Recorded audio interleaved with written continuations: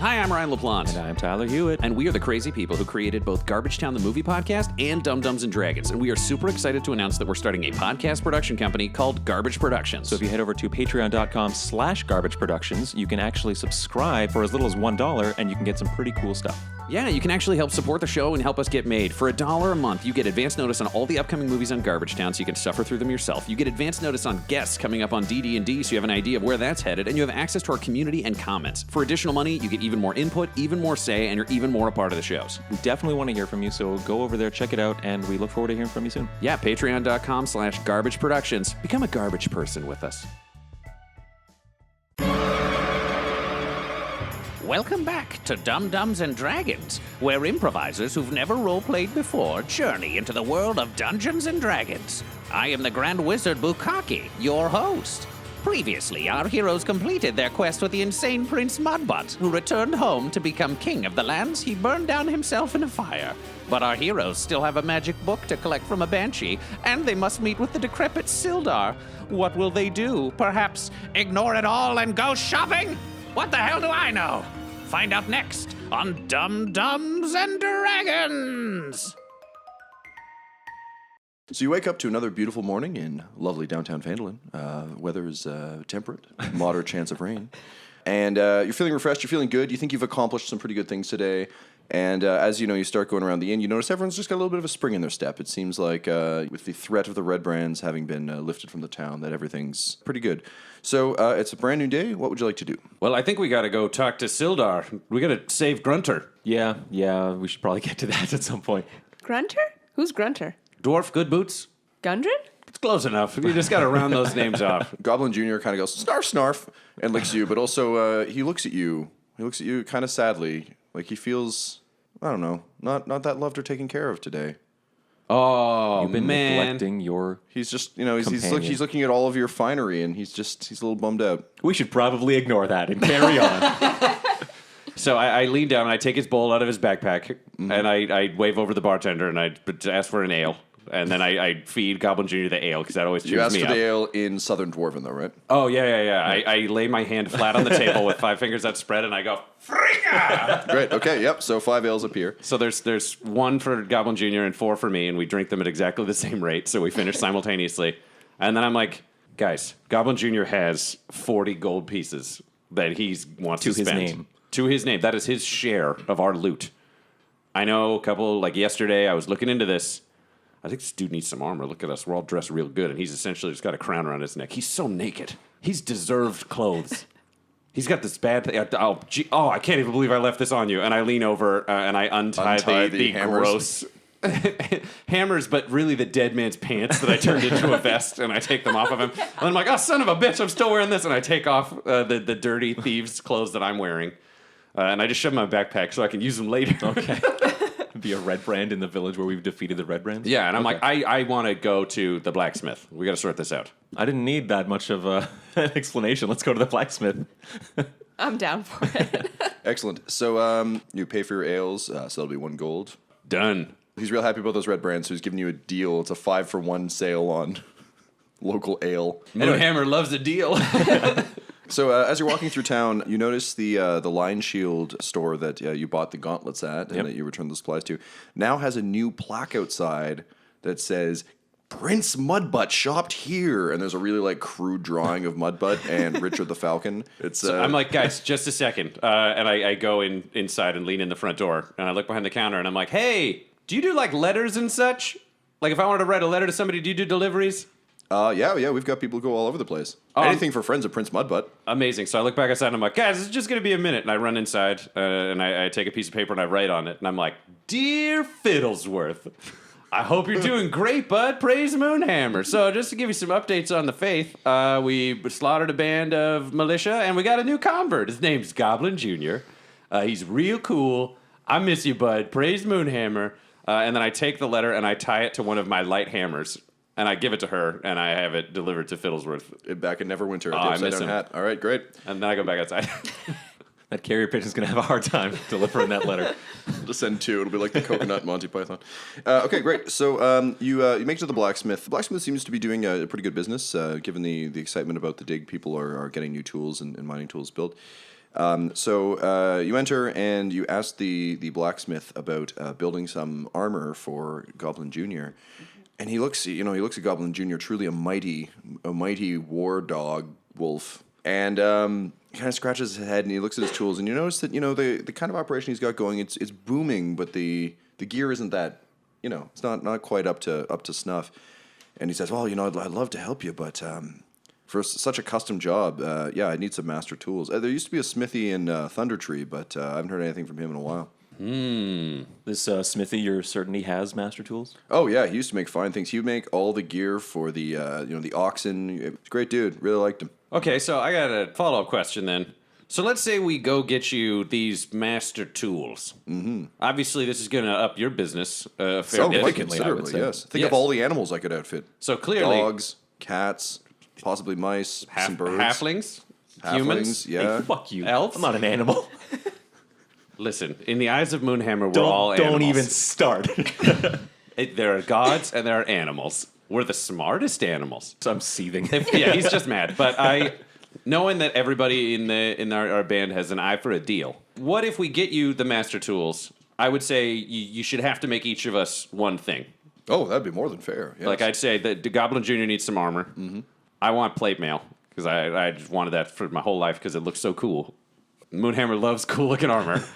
Quinny, I'll decide. I know you're mad at me right now, so you out. figure out your own, but just let the gentleman know what you want. I think it's fair that he knows in advance. Oh, okay, yeah, thank you. I'll try and figure that out with my dumb animal brain. Okay, perfect. Alyn, I think I'd like a shield of some sort. Shield? Yeah, oh yeah. We can make shields, sure. Because I haven't had the best of luck with my health and healing and... I was gonna say, with the way it's going, you should wear it on your back. All right, so then we all sort of like nod like we've got a deal, and we just turn to the sulking child-sized Quinny. You do short swords? Oh yeah. Yeah? Yeah. Could you make an exceptional short sword with these master tools? I could probably make a pretty exceptional one. All right. Okay, well, I'll start getting those supplies. Just get me those master tools, and we'll get to work. I think I know where I want to go. To Thunder Tree! Now, if you'll recall, you actually already have a reason to go to Thunder Tree because the lady that you saved Myrna. promised an heirloom as thanks for saving her and her family that she left in Thunder Tree. And if our adventure stays consistent, Quinny will look for it, and it won't be there. Yeah, that's weird how that keeps happening. I'd say let's go to Thunder Tree. All this equipment will help us save Grenunder, so let's go close. save him. It's Gundren. Actually, no, it's not so close, and you're getting further from the real name. All right, so Grinner is in Thunder Tree, so let's go hit a tree with lightning. The blacksmith kind of draws you a quick map. Of the Oh yeah, I was area. gonna say traditional question: how far away is Thunder Tree? Well, 3 days. I think you're I don't wanna go really going to anymore. like the answer. It is, in fact, 3 days away.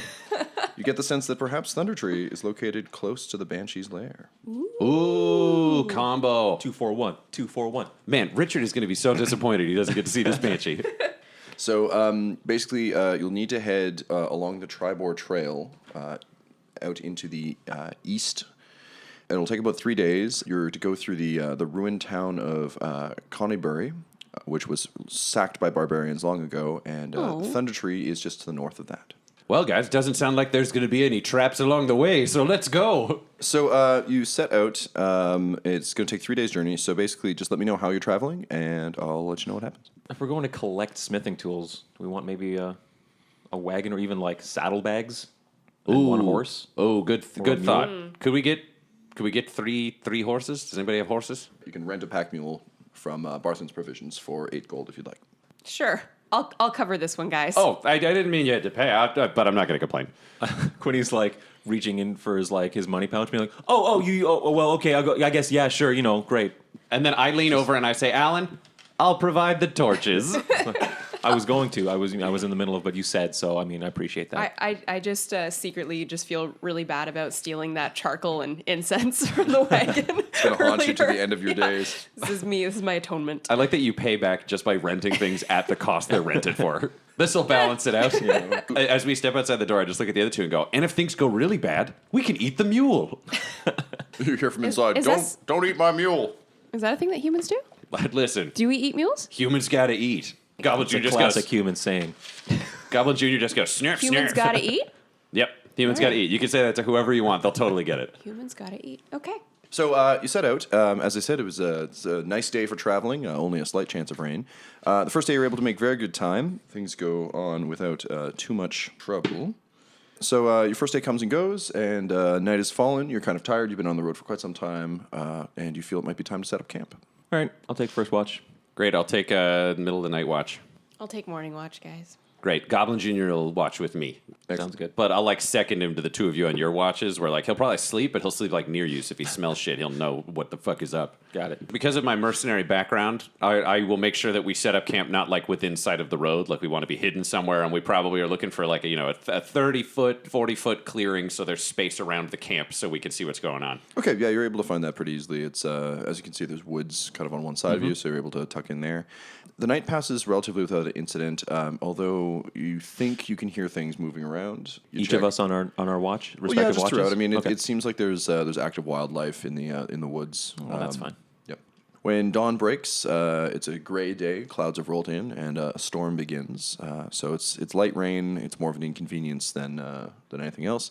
And you begin to travel down the road yet again.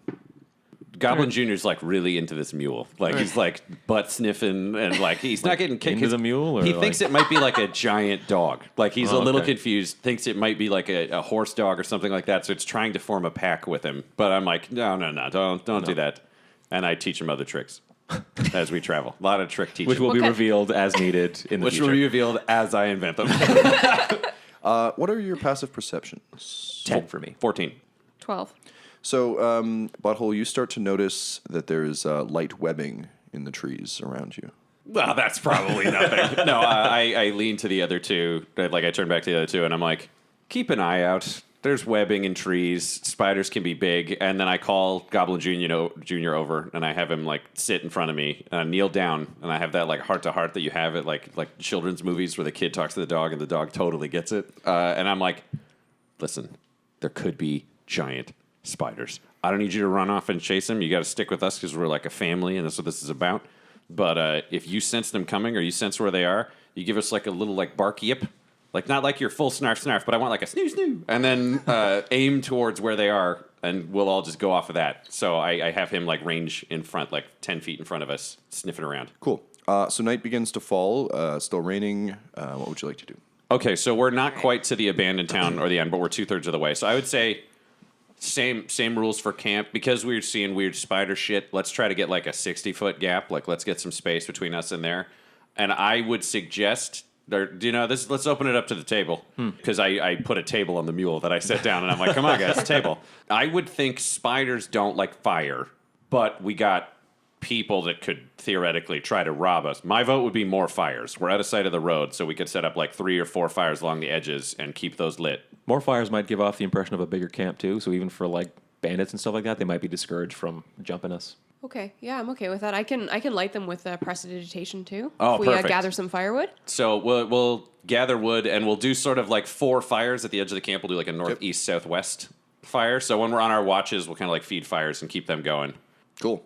And I tell Goblin Jr. like, hey, buddy, we're going to need you to like stay up all night and on the watch, but don't worry, I'm going to build you a hammock on the mule. So I build a hammock on the mule so he can sleep when he walks the next day, but we'll have him like on guard duty all night because he's got good smells. Wait, the mule or Goblin Jr.? The Goblin Jr. is on watch. The mule gets to sleep because he's going to have to carry Goblin Jr. all day. Great. Okay, so who's on first watch? I'll take first watch again. Great. I'll take middle of the night again. Let's do it. 'Kay. Morning. So, Butthole, during your watch, you're hanging out with Goblin Jr. When all of a sudden Goblin Jr. starts sniffing the air and suddenly becomes very alert. I listen for the sound of warning. And he goes, snoo, snoo! Like, And bolts. He bolts off into the darkness. God damn Oh, it. shit, he takes off on you. So I go back to the camp and I shake Alyn and I throw a rock gently at Quinny. And I'm like, get up, dickheads. He's snooed. And then I run in after Goblin Jr. because I'm not leaving him alone out in those woods. Right. So, what are you guys doing? I groggily lean over to Alyn and be like, what does snoo mean? I haven't heard snoo before. Short sword and bow. Oh, fuck, are we going to split up? Well, I'm ready to go, can, but I'm also like looking at you like, should somebody be watching this shit, this fucking mule? Yeah. Well, I can use my dark vision to see what direction, if we can see where Goblin Jr. is heading out. All right, you go. I'll hide in some cover and watch the camp from a Perfect. a perch. Great. Butthole, pretty much as you hit the edge of the light, all of a sudden Goblin Jr. comes like bolting back in and looks to be wrestling with another wolf. And then all of a sudden from behind them you hear a mighty war horn. And you hear the sounds of a commotion. Sounds like some people running and yelling to each other. Like, it's coming, it's coming!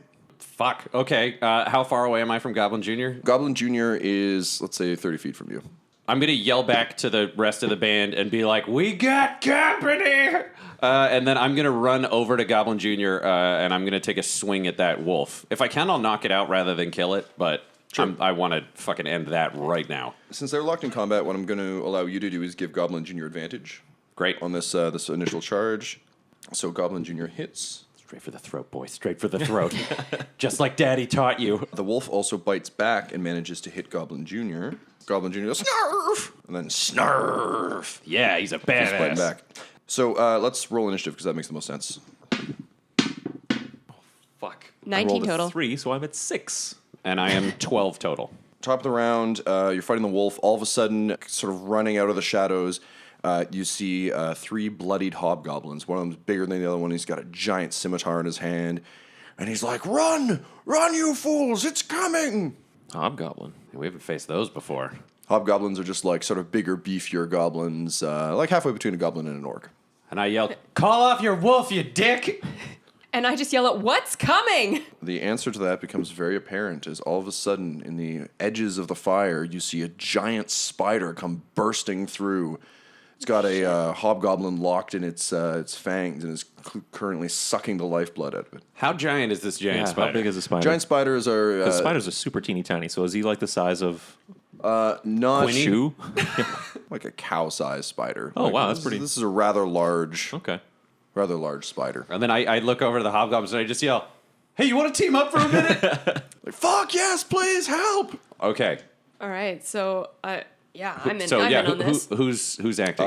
So this would be the spider's turn. Fucking spider. So, Jamie, what would you like to do? You have a spider- hobgoblin locked in your fangs. Yeah, spider The look of continues confusion to on bite Ryan's face the, right now. Spider continues to bite the hobgoblin. Great. It's a +5 to hit, so 12. That will definitely hit. Now that I know Jamie is the spider, retroactively, but it still works But with the you- words, my team up is pretty vague. Also, you don't know that Jamie's the spider. Yeah, you That's don't know true. that, Just yeah. see a giant spider murdering the fuck out of a It's goblin. 1d8 + 3, so 9. 9? 9 damage. Okay, you successfully killed a hobgoblin in your teeth. Can we say I bite him directly in half? Yes. The answer is always yes. Okay, so Spider, you successfully rip that one hobgoblin in half. You still have Jeez. you still have a move if you'd like to move, and you still have a bonus action. Yeah, I scurry in that terrifying way that spiders do towards the other hobgoblins. Okay, great.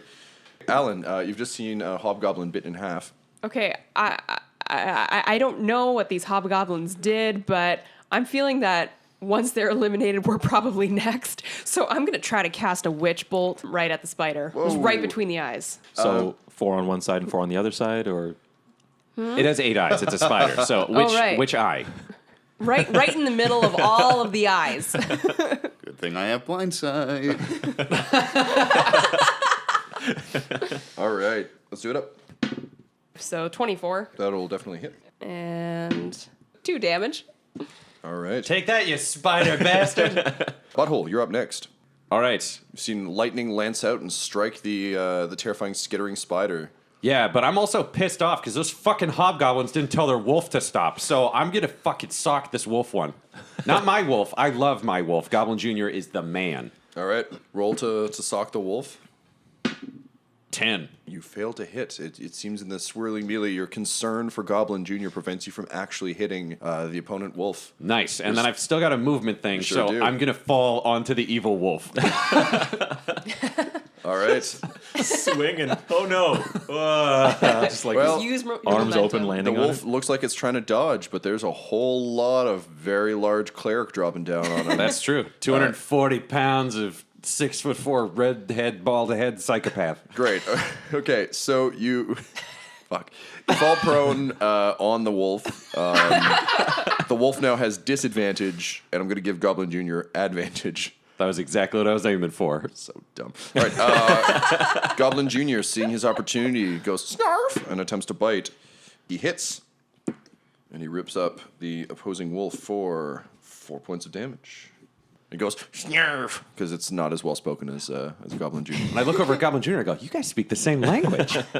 Quinny, you're up. So I'm late to the party on this, and so I burst into this clearing. I see a giant spider has just bit a hobgoblin in half. That is correct, and is now skittering, caked in Jamie's giving me lightning the thumbs as up. Emperor Palpatine over here lights it up. Alan's electrocuting it. I'm down. Butthole Mildly. has fallen down on some wolves.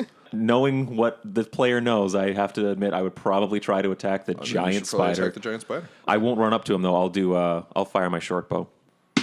14. Okay, you managed to hit. Okay. 4 damage. The spider seems to look at you in a sort of a gently hurt and confused way before looking back towards the hobgoblins. As my my bonus, I will. I'll scurry into some bushes and try to hide again. That is a total of 14. Yes, you managed to sneak back in. Hobgoblin's turn, back at the top of the round. So the hobgoblins have now wheeled around to face the spider. You've got the one large one with the scimitar, 2 other ones who are holding an axe and a club. And the one with the club says, "Come on, boss, like, we should just leave him." And the boss says, "No, we're taking this druid out once and for all." And with a mighty war cry, he rushes towards the spider and swings his scimitar mightily. However, not mightily enough.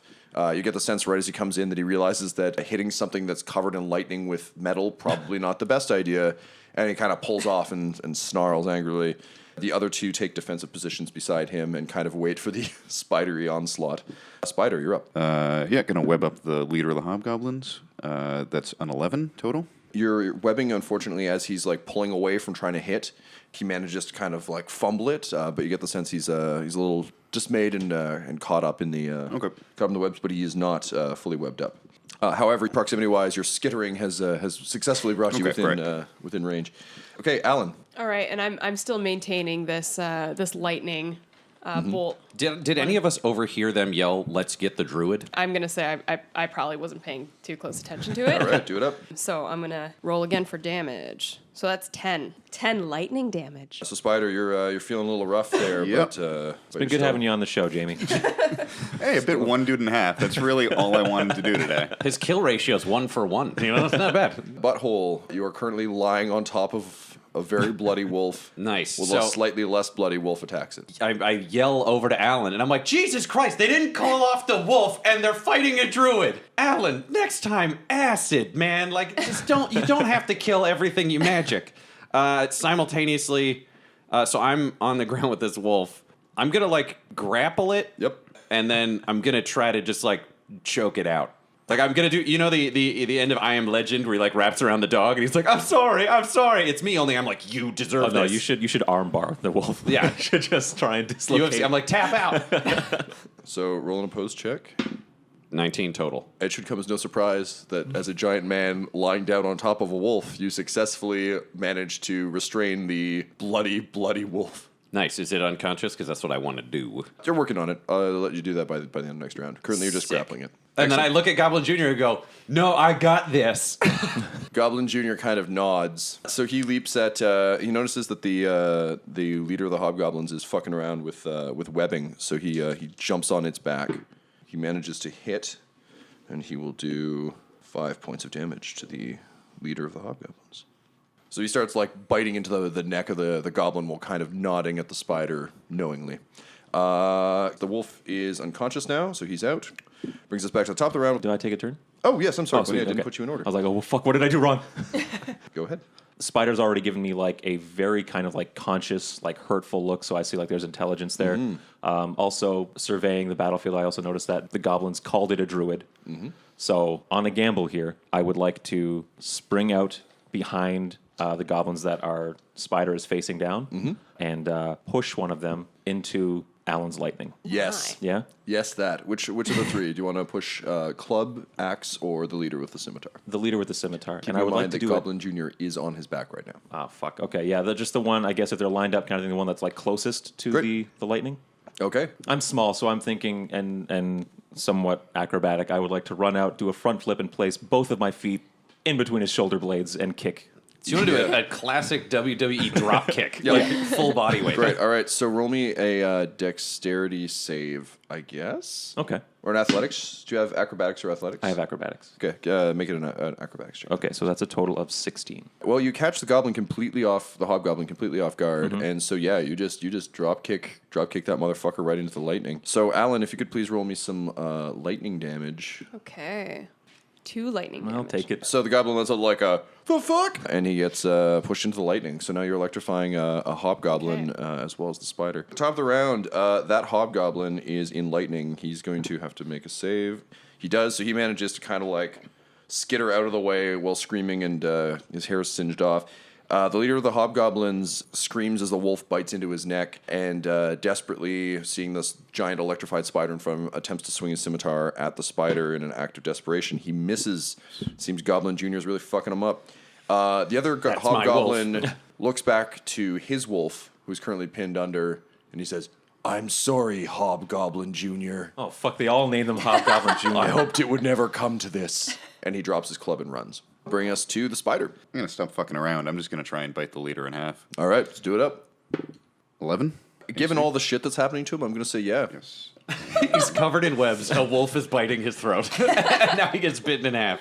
Not his day. So 7 piercing damage. You bite that motherfucker in half. So he lets out a tremendous cry, and Goblin Jr. like happily like gnaws on his neck a little more as he goes down. Just to really make sure those last few minutes are quick and quick and gory. Alyn, spiders just bit the hobgoblin in half. You're also just accidentally electrocuting a hobgoblin. Yeah, so I'm going to stop the witch bolt immediately. Okay. So who we have left is Right now dead you leader. We have guy with Yeah. axe with singed hair and running away guy. Yeah. And I just yell out, and because I'm, a little bit concerned because Butthole just told me like what's going on, and we think this might not be a real spider. So I just like back up and say, wait. Everyone, can we just talk this out for a minute? Singed hair guy's like, yeah. Butthole, you're up. I'm going to tie up the wolf because he's unconscious, but we've had problems with this before. Yeah, okay. Goblin Jr. continues to gnaw on the neck of the dead leader. Quinny, what are you doing? All right, I get up off the ground after having double kicked this guy into some lightning. He seems to be like, Yep. He's all giving right, up the so ghost. I'm like kind of wordlessly like looking at the spider, being like, we cool? Looking at Hobgoblin, being like, are you going to fuck us over? And I want to ready an action, I'll say, for my turn. What would you like to ready? I'll notch an arrow. Okay, great. All of a sudden, in the night air, you hear a tremendous bone curdling. It curdles your bone. Oh my god. Guys, my bones are made of milk. My bones have gone bad. Yeah, you're a sort of a blood curdling roar, and soaring out of the rain and the clouds above you is a green dragon. So everyone, please roll me a dexterity save. I've got 19 total. 15 total. Total of 20. It's the spider. It's 6 total. The dragon swoops down, opens its mouth, and unleashes a mouthful of fire. You all sort of hit the deck, leap to one side or another. If you passed your save, you take 4 points of damage. If you did not, you take 8. What was the requirement for a pass? I don't need to tell you. But how do we know I'm what sorry. our damage I'm is? sorry. Yes, you do. Fuck you, Tom. We really do need to know. Well, then I fucking pass. I don't take any damage then. I find a small cave and herd us all into it. The green dragon cannot fit inside. Look, I've had 4 sips of my coffee. You motherfuckers are lucky I can read. All right, so 19 passes, 15 passes, 20 passes. Yeah, great. I'm the only one So who doesn't 6 pass. does Come not on, pass. 6. Well, unfortunately, no. So the hobgoblin definitely doesn't pass. So he gets lit up like a torch. Unfortunately, Goblin Jr. also fails and takes a tremendous amount of damage and falls unconscious. Oh, fuck. It's okay. It's okay. He's not out yet. You're talking to the healer here. I can handle this shit. What the fuck is going on here? This That is an excellent question, Alyn. Now, my question is, if I revert to human form, do I revert to my original hit points? You sure do. That's the best part of animal form. So I think narratively it might make sense if Yeah. that's if you don't want to die, just think about it. Can I do that now, or should I wait for my Yeah, turn in so the initiative? since the only other enemy, so the dragon spews flame and then swoops back off up north. Okay. So I will let you do what you would like. I sprint over to Goblin Jr. I use my cantrip to like stabilize the dying. I fart gently and I waft it at him, and it stabilizes him so he's not dying anymore. And then because he is a sacred wolf of Moonhammer, I'm going to use Channel Divinity to preserve life. I hold my warhammer aloft, and I do like a rhythmic fart. It's like trilling. It's like a beautiful flute song. And I fart out a rainbow. And the rainbow goes up and spins around the warhammer until it goes up, and then it falls down on Goblin Jr., and I heal him 10 hit points. Great. I don't know what sect this is, but I hate it so much. You're about to find out. Yeah. So Goblin Jr. is looking considerably better. Alyn, for you, this is particularly exciting because you never thought you would see a dragon in your wildest dreams and nightmares. It's more painful than you'd imagined, but it is pretty exciting. Quinny, I'm pretty sure this is your worst nightmare come true. This is just for a thief to be out in the middle of a field being attacked by dragons is pretty shitty. No, not even anywhere near the treasure. It's probably protected. It's fucking bullshit. Jamie, did you want to... Yes, I revert to human form. So I've still got my arrow notched, but I'm kind of like pointing at the ground, just like eyeing you like, this was a spider a second ago. So I give you a little nod and say, I'm Quinny. Hello, I'm Yacob Goodbark. Yacob Goodbark. Quinny Brownbarrow. Nice. Thanks for only shooting me the once. Yeah, well, thanks for biting those hobgoblins in half, I guess. That's the job. We have Can I to say- find that other one. Jacob, I am Alyn. I am so sorry. I thought you were just a spider. Yeah, just spiders generally aren't about 6 feet tall, just for future reference. Really? Yeah. Oh, okay. I'm Sorry, dude. I'm busy doing stuff, so I'm not making my intro yet. I take Goblin Jr., and the two of us go over to Hobgoblin Jr. And how hurting is Hobgoblin Jr.? He's unconscious. Dead. He was unconscious and got hit by fire. So You like, did not specify that, sir. That makes him alive, right? Damn it. You know what? Yeah, sure. Roll me a d20. No, he's still dead. Oh, man. I rolled a 4. Doesn't matter. It could have doesn't been help. anything. Okay, so he's dead. So then I don't go over. I don't give a shit about a dead wolf. No, I go over, and then I'm going to give him like funeral rites in the style of Moonhammer. my There's a lot God. of muttering and flexing, and then like 2 forced laughs. And then I fart directly on the corpse. And then I wander over to these guys, and I'm like, hey, sorry about everybody attacking you. I knew those hobgoblins were dicks. My name is Butthole Farch, and I am a cleric of the great goddess Moonhammer, the god of joy, strength, and flatulence. The last one consists of the first 2. I apologize. I'm not familiar with what I'm slightly convinced is a made-up god. Well, listen. Could I do the fart magic I do without Moonhammer being real? I mean, I can heal things, and I am He not a turns into disciple. a giant spider. Yeah. So maybe he has a spider god. You don't have to be a dick about it. He can pray to whoever he wants. You actually believe that? I thought, like, as a thief, I was loving this con you were pulling, but you believe this shit? I am a cleric of Moonhammer. I mean, to be fair, he brought up my spider god, so I can't really cast aspersions.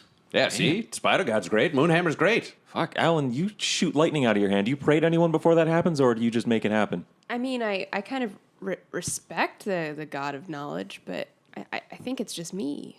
I just pointed at Alyn looking at you guys like, see? Huh? Yeah, she reads books and says magical words. I summon the power of an unending faith. And I've healed you, Quinny. I cannot believe you're going to come at me with this blasphemy, bro. I've been healed before, okay? Goblin Jr. starts growling, and I'm like, yeah, that's right. I've been like, Paylor once or twice healed me. I think Bahamut once.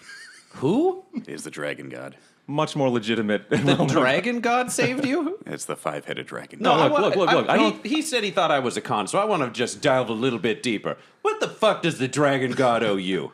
Nothing. I didn't really buy into that shit either. I'm just like, people heal me, and I guess they think of whatever excuses they need to get the job done. I just thought you were... I am seething with anger. Like, seething from the core. Moonhammer is real. Moonhammer has healed you. Moonhammer has healed Alyn. Moonhammer has saved Goblin Jr.'s life right now. We found Goblin Jr. because of prayers that led us to this hero that saved your life as well. And now you don't even believe in a god. Oh, and I just fart. It's like, brr! It's really loud and really immediate. Anything else come along with that fart, or was that just air? I stalk away. Okay. Sorry, I need a minute to figure out how the fuck to bring you guys back into Dungeons and Dragons. This is all D&D. This is what we're doing. No, I know. So I turn around and I cast Thaumaturgy on Quinny and I make him glow. And I yell, good luck hiding now, dick. So all of this has come as quite a surprise to the druid you've just encountered. But as the night goes on and you all share a fire, eventually, Butthole, you come back because you're cold. That's not true. I'm a big fat guy. I'm fine. Okay, so you continue to lurk in the woods, angrily farting. But within earshot. Well, of course. We never stop hearing him fart, of course. Yep. No, actually, the only person who can hear it is Quinny. And I just keep sending smells his way. Using thaumaturgy to make me hear farts? Yep. Okay. I can do that. It can summon sounds near you in the woods. Oh, I'm not saying it like incredulously. I'm just confirming. yeah, okay. you're hearing farts just within 3 feet of you from random directions. Okay. And you glow. Quinny's pissed off about this, but Tyler's loving this, so that's good.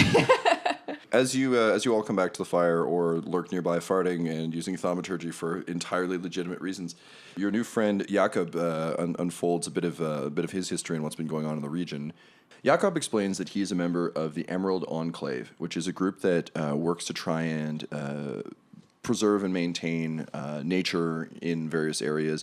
The local politics and local adventures that often pop up usually have no regard for the natural world and tend to be highly destructive, whether it's wars or, people chopping down trees to make stuff. Usually things go badly. So anytime there's a huge amount of disquiet in a region, the Emerald Enclave is kind of there to keep an eye on things. This region has always been a bit of a hotspot, but Yacob was lucky enough to be able to find refuge in this sort of ruined small town of Thunder Tree. This whole area was ransacked by barbarians, as you know, a while back.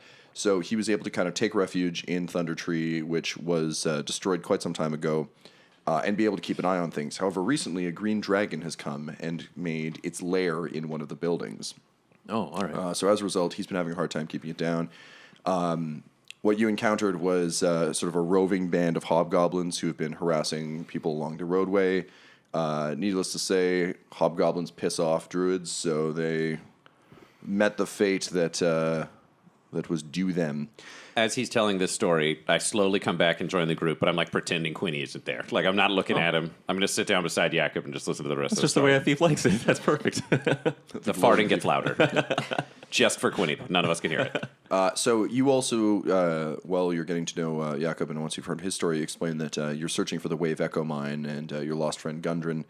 And he's actually heard of the mine and offers assistance in finding it. However, first he requires your assistance to reclaim Thunder Tree. And I'm like, what? And I I say, can't. The farting. I can't. What farting? Maybe Moonhammer's cursing you.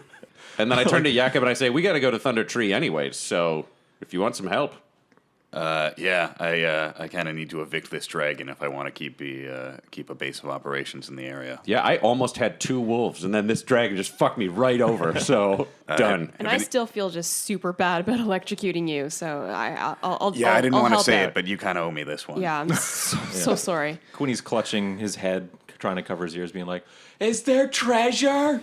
Well, it is a dragon. I haven't gotten into its lair because it's a dragon, but I would assume so. Okay, I'm a big treasure guy. Okay, I'm going to turn down Quinny's farts to a level where he could talk normally. Like, they're still there, but... If there's treasure, as exchange for the service of getting this dragon out of here. Yeah, wanna I live comp off this. the land. I don't have any particular need for material objects or money, so you guys can keep whatever you find. You and I are going to get along splendidly. Right. So, having decided to aid each other for mutual benefit, you head off towards Thunder Tree. One quick question before we go to Thunder Tree. We just murdered a bunch of hobgoblins and almost each other. Is there any XP out of that? Yeah, so you can each take 50 XP from your hobgoblin adventure. Puts me up to 775. I'm up to 776. Oh, Yeah. One more. If we get all the way to 899 and I'm the only level 3, I'm going to be so happy. What's his name? Fiddlesworth is just gonna have like this collection of throwing axes, gonna murder us all. He's got so many light hammers. He's got the hammers, yeah. He converted to the faith of Moonhammer. Fiddlesworth is good. That's why I wrote him a letter. I that, am man. up to 50 XP. Nice. Yeah.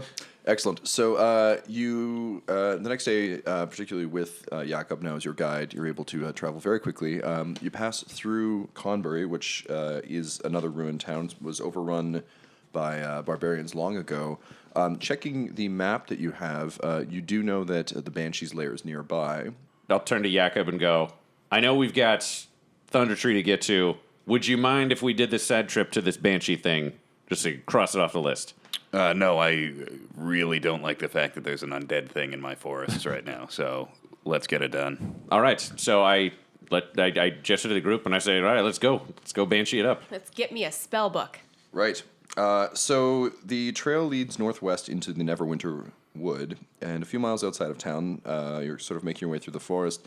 And as Yacob indicates, there is a bit of a presence here. It doesn't feel it feels vaguely unnatural. Alyn, for you particularly, you certainly read about this, but this is the sort of the first brush with the undead and a real kind of gross feeling. So you start to find heavy vines and thick layers of moss that drape the branches, and the air is noticeably colder than it was in the ruined village.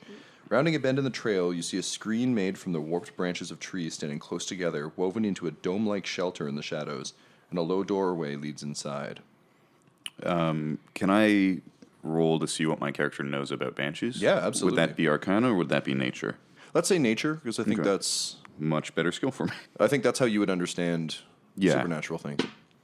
21 total. Before you would roll, I was debating, like, I will also roll for nature. But I feel like a dick move. You're like, I rolled 21. I will also attempt to understand. Yes, I roll 3. I contribute. Yeah. I confuse him in his explanation. A banshee hear they're is a loud. banshee.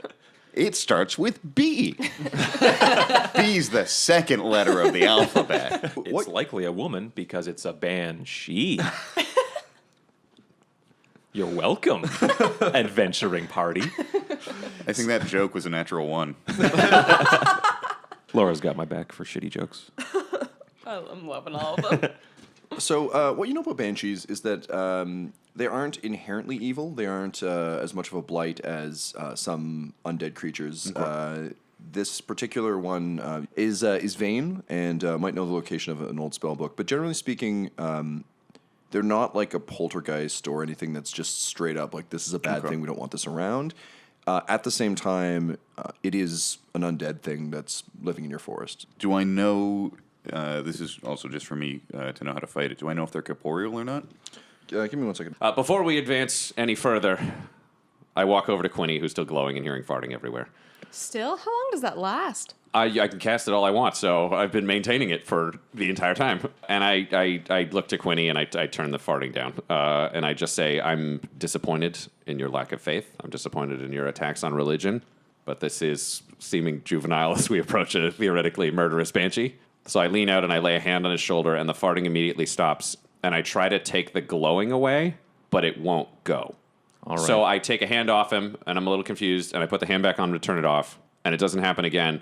And even Goblin Jr. is like looking at me weird, like I probably smell funny because I'm so confused. He's like, snurf, snurf. And I'm like, this one isn't me. And I step back almost surprised, and I just go, Quinny, I'm not doing this anymore. Well, You must have been cursed by Moonhammer. Quinny puts his hand out for a handshake. I take his hand, We shake hands, and I say, sounds like we're both disappointed in each other. I guess, but I'm okay with me. This is about the goddess. You're gonna have to make things right somehow, or I don't know how this curse will end. That's fine. Yeah, just like, fuck, whatever, butthole. Okay, I take steps back and prepare to move forward, and Quinny's just glowing like a motherfucker. Yep. Hey, Yacob, Yes.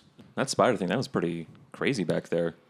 Is that like the only animal you can do, or is it like, do you have a repertoire? I got a few things in my back pocket. Yeah, okay. It's the one I like, though. Cool. You do pray to the spider god, yes? I wouldn't say pray. I respect the spider god. All things are part of the web.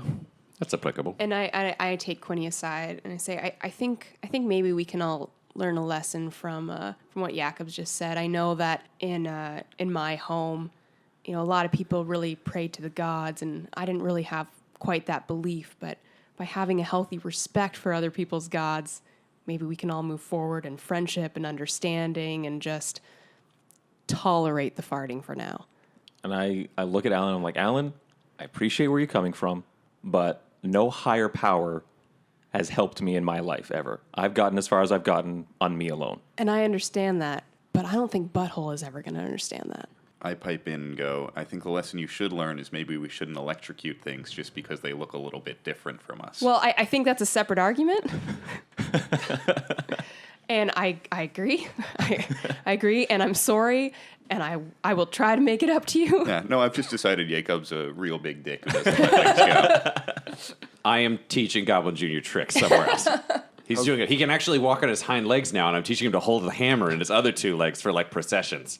For parades? Yeah, well, eventually. What if we meet a royal or, Okay, so we've had our theoretical discussions, but we come together, and I say, Quinny, do you want to take the lead? You've got the comb. Just to double check, because they were asking me about this, do I have access to other animal forms Yep, as well? you sure do. Okay. As long as it has a challenge rating of 1, right? Yeah, as long as it's got a challenge rating of 1, and as long as it's something Yacob would have seen and know. So, for example... Oh, he went to a lot of zoos.